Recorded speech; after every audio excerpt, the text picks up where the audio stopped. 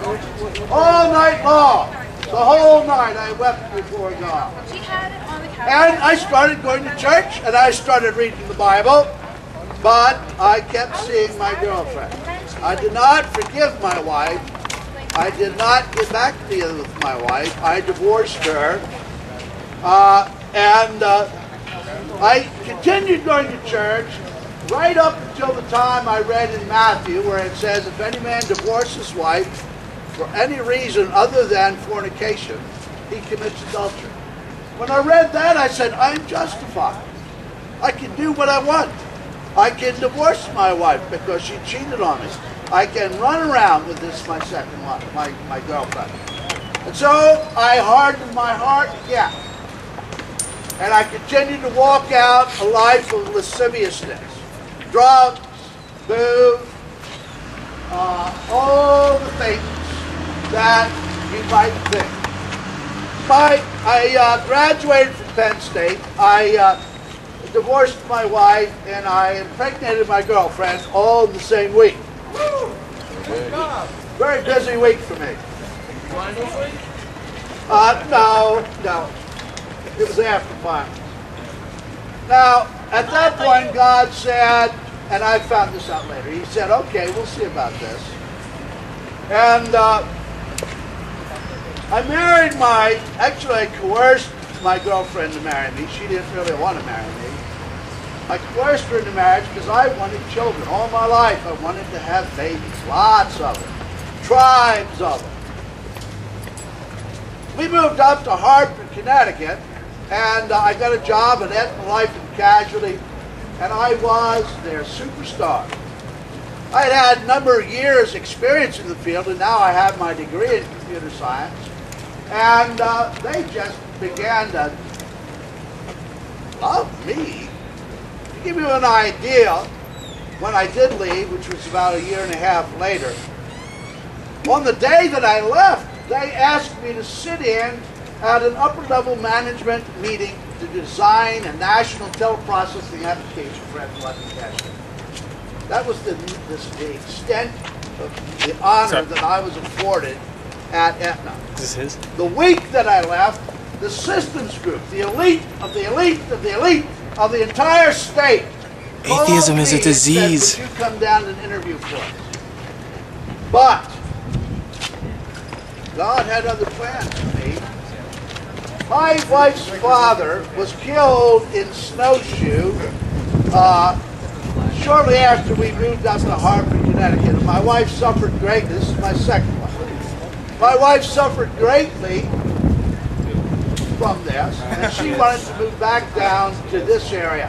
So I began to look for work in this area. But back in 1973, the number of computers in this area was about 5, most of them at Penn State. It wasn't a lot. There wasn't a lot of computer work. So I interviewed in Pittsburgh. I couldn't find anything. I interviewed in Philadelphia, and finally I got hired by Fidelity Bank in Philadelphia. I got hired by a man who thought he was going to be promoted and given a new system of responsibility.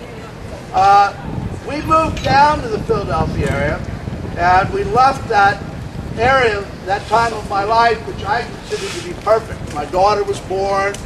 She was the most important thing in my life. She was perfect in every way. I was rising in my career. When I got down to Fidelity Bank, the man who had hired me had been demoted. And I went to work for a man who didn't hire me, who didn't want me. I went from being asked to interview with the elite of the entire city to doing trainee work, documentation. From that point on, my life fell apart in the space of about 3 months. My life completely disintegrated. By Father's Day of that year, of 1974, my wife decided she didn't love me. She started taking longer and longer trips home. the Belfast. And she began hinting that she was not hinting. She told me her plan was to go back to school and date frat boys, and when she graduated, then we could maybe see if we could get back together. My marriage went on the rocks. I started to drink heavier and heavier and use more drugs. My career was in shambles. I was doing work that was so far below me that I could not conceive of being able to go to work one more day.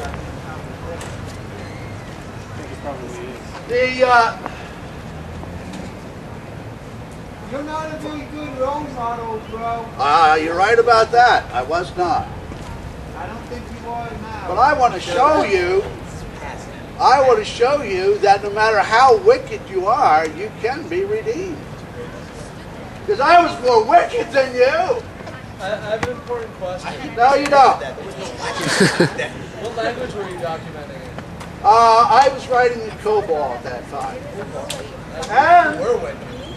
oh yeah, COBOL is the spawn of Satan. But anyway. This So my wife and I started to fight more and more. I began to drink. My daughter became the only light in my life. I would come home from work every day. She'd be sitting in her little high chair, and as soon as I come in the door, her eyes would fix on me. And she'd just stare at me, and I would do a little eye game with her, and her feet would kick and her arms would go, and food would fly all over the place, and then she'd stare at me again. She hung on everything I did. She was the center of my life. Well, things got worse and worse. At one point in time, my sister and my wife had me checked into a mental hospital,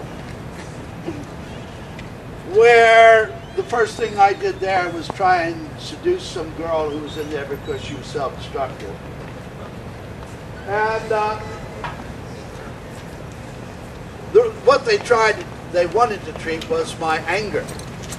But that wasn't the problem. The problem wasn't my anger, it was my selfishness. I finally had to get out of there because I ran out of insurance, and I wasn't going to pay for it myself.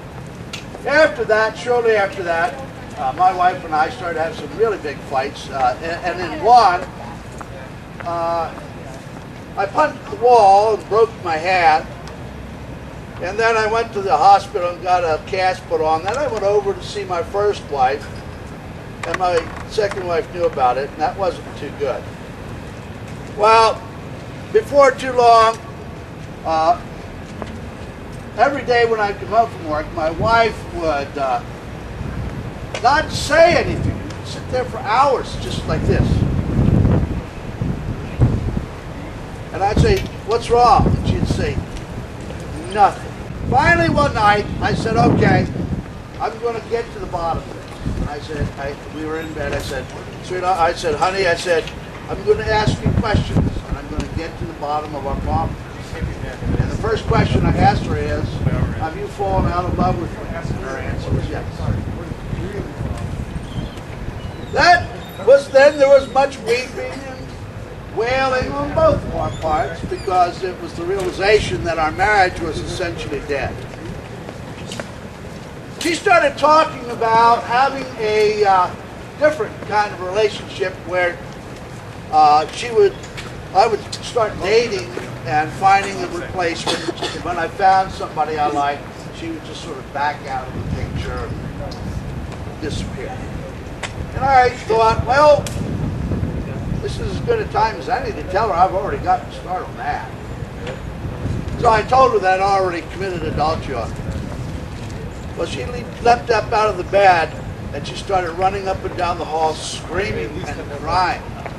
And I remember thinking, well, this just doesn't sound like what we were talking about 10 minutes ago.